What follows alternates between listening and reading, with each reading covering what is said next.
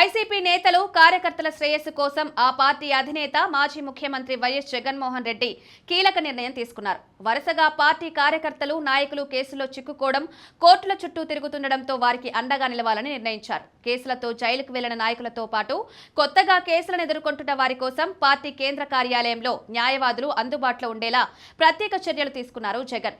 ఏ సమయంలో ఏ న్యాయ సహాయం కావాలన్నా పార్టీ కార్యాలయంలో లాయర్లు అందుబాటులో ఉండేలా ప్లాన్ చేశారు వైసీపీ అధినేత.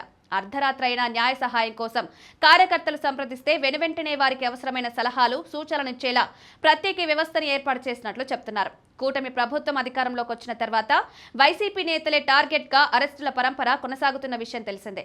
గత ప్రభుత్వంలో కీలకంగా వ్యవహరించిన సీఎంఓలోని అధికారులతో పాటు అధినేత జగన్ కు కుడి, ఎడమ భుజాలుగా భావిస్తున్న నేతలు సైతం ప్రస్తుతం అరెస్ట్ అయ్యారు. ఇక అంతకు ముందు సోషల్ మీడియా పోస్టులపై కేసులు నమోదు చేసి వందల మంది కార్యకర్తలను ప్రభుత్వం జైలుకు పంపింది. మాజీ ఎమ్మెల్యే వల్లభనేని వంశీ, సినీ నటుడు పోసాని కృష్ణమురళి ఇలా చాలా మంది జైలుకు వెళ్లారు. ఇక మాజీ మంత్రులు అనిల్ కుమార్ యాదవ్, ప్రసన్న కుమార్ రెడ్డి, కొడాలి నాని, రోజా, పెద్దిరెడ్డి రామచంద్రారెడ్డి ఇలా చాలా మంది కేసుల్లో ఎదుర్కొన్నారు. వీరిలో ఒక్కొక్కరిని సమయం చూసి అరెస్ట్ చేయాలన్న వ్యూహంతో ప్రభుత్వం పావులు కలుపుతోందంటున్నారు.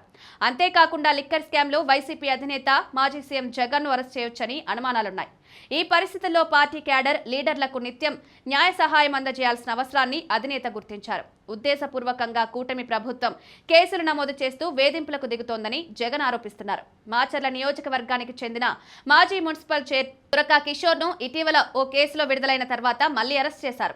ఈ ఉదంతంపై ఆయన భార్య హైకోర్టులో హెబియస్ కార్పస్ పిటిషన్ దాఖలు చేయగా న్యాయస్థానం పోలీసుల తీరును తప్పుపట్టింది. ఇదే మాదిరిగా వైసీపీలో చాలా మందిపై ఒకదాని తర్వాత ఒకటిగా కేసులు నమోదు చేయడాన్ని గుర్తు చేస్తూ పార్టీ కేంద్ర కార్యాలయం నుంచి న్యాయ పోరాటం చేసేందుకు మాజీ సీఎం జగన్ నిర్ణయించారంటున్నారు.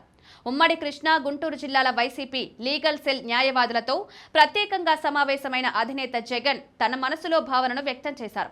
రాష్ట్ర వ్యాప్తంగా లీగల్ సెల్ ను బలోపేతం చేయడంతో పాటు కేంద్ర కార్యాలయంలోనూ ప్రత్యేక డెస్క్ ప్రారంభిస్తున్నట్లు జగన్ వెల్లడించారు. దీంతో ప్రభుత్వంతో సుదీర్ఘ యుద్ధానికి సయ్యన్నట్టేనని ఆయన సంకేతాలు ఇస్తున్నట్లు చెప్తున్నారు.